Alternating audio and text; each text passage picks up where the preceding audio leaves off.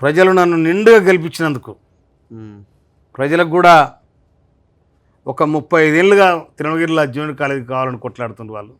ఇవన్నీ చేసిన పనులా ఇప్పుడు 9 నెలల్లో ఈ 9 నెలల్లో జూనియర్ కాలేజీ కావాలని కొట్లాడినరు. ఎవరు కూడా దాన్ని శ్రద్ధ పెట్టలే. ముఖ్యమంత్రితో మాట్లాడదాం కూడా ఎవరు చేయలే.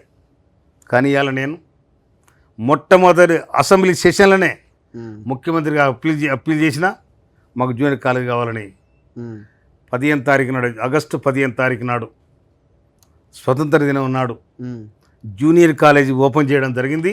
అడ్మిషన్లు కూడా ప్రారంభించినాం.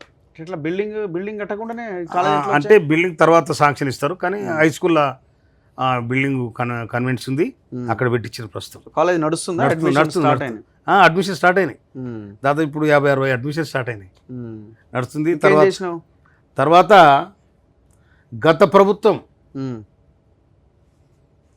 ఈ 6 ఏళ్ల కింద 18 చెక్ డ్యాములు శాంక్షన్ అయినాయి ఉమ్మడి నల్లగొండ జిల్లాకు. అదే మా బిక్కేటి మీద 5 చెక్ డ్యాములు శాంక్షన్ అయినాయి. 4 ఏమో అవతల ప్రభుత్వంలో వచ్చింది. కానీ నేను నా సొంతంగా ఒకటి ఆఫీసర్ని పట్టుకొని తిప్పలు పడి ఒకటి తెచ్చిన. అన్నీ కొట్టుకపోతే 3 సార్లు కొట్టుకపోయినాయి ఏరు వచ్చి. ఇన్ టైంలో కంప్లీట్ చేయలే. అదే ఒక సిఫై కాంట్రాక్టర్ అయినా కూడా ఏం చేయాలరా దేవుడు అనుకొని ఇక నేను ఎమ్మెల్యే కాకపోతున్నా, ఈ పూర్తి కాకపోతే అనుకున్నా. కానీ అలా ఆ వదిలిపెట్టిపోయిన చెక్ డ్యామ్ మొత్తం కూడా కంప్లీట్ చేయడం జరిగింది. అది అక్కడ పాల సముద్రంలాగా పొంగుతూ ఉంది. ఎన్ని చెక్ డ్యామ్లు? 5 మన గౌరవనీయులు మా ఇరిగేషన్ మినిస్టర్ ఉత్తమ్ కుమార్ రెడ్డి గారి గ్రామంలో కూడా చెక్ డ్యామ్ ఉంది. అది కూడా కంప్లీట్. గతంలో కట్టినా నువ్వు ఓపెన్ చేసినావా లేకపోతే నువ్వే? వీళ్ళు వదిలిపెట్టిపోతే వీళ్ళు మధ్యలో వదిలిపెట్టిపోయినరు. పైసలు తీసుకురు, కమిషన్లు తీసుకురు, అన్ని వదిలిపెట్టిపోయినరు. వదిలిపెట్టిపోతే నేను ఒక అనుభవం ఉన్న కాంట్రాక్టర్ పిలిచి నీకు నేను ఎట్లా బిల్లు ఇప్పిస్తా కానీ పెట్టమంటే ఇంతవరకు గవర్నమెంట్ ఇచ్చి రూపాయి తీసుకోకుండా ఆయన సొంత డబ్బులు ఖర్చు పెట్టి అది కంప్లీట్ చేసిండు. ఆయన పేరు రామ్మోహన్ రెడ్డి. ఆయనది వరంగల్ జిల్లా, మా పక్కన తుంగతుర్తి పక్కనే ఉంటుంది ఆయన ఊరు కూడా. కానీ బ్రహ్మాండంగా చేసిండు. వారికి కూడా ఈ సందర్భంగా ధన్యవాదాలు తెలియజేస్తాను నేను రామ్మోహన్ రెడ్డి గారికి. ఇసుక దోడుతున్నావు అన్న? ఎక్కడదన్నా ఎవడు దూరుతుండు, ఎవరు లారీ. నాకు హామీ ఇచ్చిన రోజు గిలాస. ఇంకొక మాట అంటే నాకే మెసేజ్ పెడుతుంటారు. ఇంకొక మాట చెప్తున్నా రఘు పెట్టు. నేను ఇప్పుడు కూడా అదే అది గెలుపుతారు. నాకు వీడియోలు పెడుతున్నారు లారీల వీడియోలు.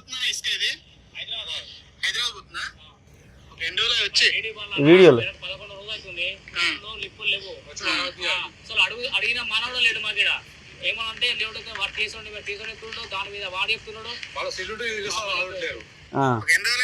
ఎక్కడ ఇదంతా అయితే లారీలు ఎక్కడి నుంచి వస్తున్నాయి? ఆయిల్ అని వీడియోలు కూడా నేను ఒక మాట చెప్పిన రఘు, ప్రభుత్వ అవసరాలు తీసుకపోతే నేను అడ్డం పడను కూడా చెప్పిన. ఈ రోజు కూడా మీ బుద్ధి చెప్తలేను. ఎందుకంటే 4th టైం నేను నీ ఛానల్కి రావడం. అంటే మీరు నేను రాను అని అయితే ఎక్కడ ఏం అంటలేరు. అంటే ఇవన్నీ నాకు వీడియోలు వచ్చినా చేసినా కూడా మాట్లాడుతూనే ఉన్నారు, ఇంటర్వ్యూలు అయితే ఇస్తూనే ఉన్నారు. ఎస్. అయితే తలకాయ దాచుకుంటలేరు. నేను దాచుకోను. నేను మర్మ గర్భంగా నేను మాట్లాడాను, నిజం మాట్లాడుతున్నాను. మరి ఏమైంది? ఇలా బిక్కేరు మీద చెక్ డ్యామ్లు అయినాయి. నేను ప్రభుత్వానికి కూడా విజ్ఞప్తి చేసిన, ముఖ్యమంత్రి గారికి అందరికి కూడా చెప్పిన, మీరు బిక్కేరు తెరువు రావద్దు. బిక్కేరు వాగు తెరువు రావద్దు. దాంట్లో దోషులు ఇసుక కూడా తీయలేదు. ఇప్పుడు తీస్తలేరా? మరి తీస్తలేము. వాగులు అసలు అందులో ఎవరు రారు కూడా. ఇంతకుముందు ఉండేనా? ఇంతకుముందు మొత్తం ఇప్పుడు నువ్వు లారీలో చూసినావు కదా, అంతకంటే ఎక్కువ. ఇప్పుడు ఒక్క లారీ లేదా? ఒక్క లారీ అసలు అవ్వబడితే కూడా ఎవడ ఆ ట్యాంకర్లో అవ్వబడిగా ఎవడు అవ్వబడు కూడా నాకు తెలుసు. మరి ఈ లారీలు ఎక్కడి? ఇది పెద్దేరు అంటే మూసి వంగమర్తి కాడ బ్రిడ్జ్ కట్టారు. బ్రిడ్జ్ అవతల మూసి ప్రాజెక్ట్ ఉంటుంది. మూసి ప్రాజెక్ట్ దగ్గర సిల్ట్ తీయడానికి గవర్నమెంటు ఏముంది సైంటిస్టులతో కూడా అది మైన్స్ వాళ్ళు దాన్ని రీసెర్చ్ చేసి ఈ సిల్ట్ తీయాలని వాళ్ళు అనుకున్నారు. నాకు చెప్తే మీ ఇష్టం, బయట డిపార్ట్మెంట్కి మీరు ఏమైనా చేసుకున్నా అక్కర్లేదు, గవర్నమెంట్కి ఏం చేసుకున్నా అక్కర్లేదు. కానీ మీరు మాత్రం బిక్కేట్కి రావద్దని మైన్స్ ఎండీకి చెప్పిన, అందరు చెప్పినా నేను దాని మీద కట్టుబడి ఉంటా. ఇవాళ కూడా మూసీ నదిలో అది వంగమర్తి బ్రిడ్జి అవతల తీసుకుంటే నాకు అభ్యంతరం లేదు. ఉమ్. ఇది కూడా చెప్తున్నాను, ఆయన కూడా చెప్పినా నేను మీ నియోజకవర్గమే కదా, మీ నా ప్రాంతం. నియోజకవర్గమే. అది గవర్నమెంట్కి పోతే పోతే కూడా ఓకే, ఉమ్. తీసుకోమని చెప్తాడు గవర్నమెంట్కి. నేను ఉమ్. నాకు ఇన్వాల్వ్ ఉండను దాంట్లో.